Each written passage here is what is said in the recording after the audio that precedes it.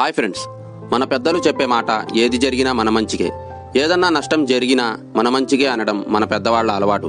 నేను కూడా ఈ మాటను గట్టిగా నమ్ముతాను. అరే, నష్టం జరిగితే మన మంచిగా ఎలా అవుతుంది అని మీరు అనుకోవచ్చు. ఒక నష్టం జరిగింది అంటే తర్వాత జరగబోయే ఒక పెద్ద నష్టం నుంచి బయటపడడానికే ఇలా జరుగుతుంది. అది ముందు ముందు మీకే అర్థమవుతుంది. అయితే ఇక్కడ మనం దేవుడి మీద నమ్మకం ఉంచుకోవాలి. ఈ కథ కూడా అదే చెబుతుంది. ఇప్పుడు కథలోకి వెళ్దాం రండి. పూర్వం ఒక రాజ్యానికి చెందిన ఒక రాజు తనకు మామిడి పండును తినాలనిపించి తెప్పించుకున్నాడు. ఆ రాజు మామిడి పండును కోస్తూ ఉన్న సమయంలో తన బొటనవేలు తెగిపోతుంది.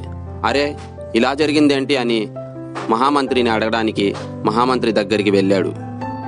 మహామంత్రి, నేను మామిడికాయను కోస్తూ ఉన్న సమయంలో నా బొటనవేలు తెగిపోయింది. ఎందుకు ఇలా జరిగిందో తెలియడం లేదు. దీనికి అర్థం ఏంటో చెప్పు. దానికి మంత్రి ఇలా సమాధానం చెప్తాడు.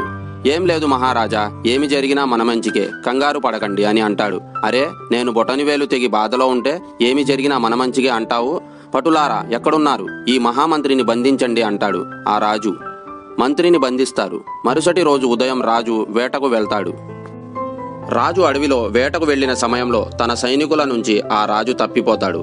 పూర్వం రోజుల్లో మనుషులను బలి ఇచ్చే కొంతమంది రాక్షసులు అడవుల్లో తిరిగేవారు. వాళ్లకు ఆ రాజు కనిపించేసరికి ఆ రాజును పట్టుకుంటారు. వాళ్ల ప్రదేశానికి ఆ రాజును తీసుకువెళ్లి బంధిస్తారు. ఆ రాజును బలి ఇద్దామని వాళ్ళు నిర్ణయించుకుంటారు. బలి ఇచ్చే ముందు మనిషికైనా జంతువునైనా అన్ని అవయవాలు బాగున్నాయా లేదా అని చూసుకుంటారు. రాజుకి ఒక బొటనవేలు తెగిపోవడం గమనించి, అరే, ఇతను బలి ఇవ్వడానికి పనికిరాడు అని విడిచిపెడతాడు. ఆ రాజు ఆనందంతో మంత్రి దగ్గరికి వెళ్తాడు. మహామంత్రి, ఇలా జరిగింది.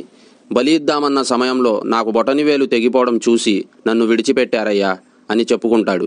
నేను ముందే చెప్పానుగా మహారాజా, ఏది జరిగినా మన మంచికే అని. దానికి రాజు ఇలా బదులిస్తాడు. నిన్ను బంధించానుగా, నీకేమి మంచి జరిగిందో చెప్పు. దానికి సమాధానంగా మంత్రి ఇలా అంటాడు. నన్ను మీరు బంధించకపోతే మీతో పాటు వేటకు నన్ను తీసుకువెళ్లేవారు. మిమ్మల్ని వదిలి వాళ్ళు నన్ను బలి ఇచ్చేవారు అని మంత్రి సమాధానం చెప్తాడు. ఏది జరిగినా మన మంచికే అనేది ఈ కథ ద్వారా మీకు అర్థమైంది అనుకుంటున్నాను. మీ లైఫ్లో ఇలాంటివి మీ మంచికి జరిగిన సంఘటనలు ఏమైనా ఉంటే కామెంట్ చేయండి. ఇలాంటి ఇన్ఫర్మేషన్ కోసం మన ఛానల్ని సబ్స్క్రైబ్ చేయండి.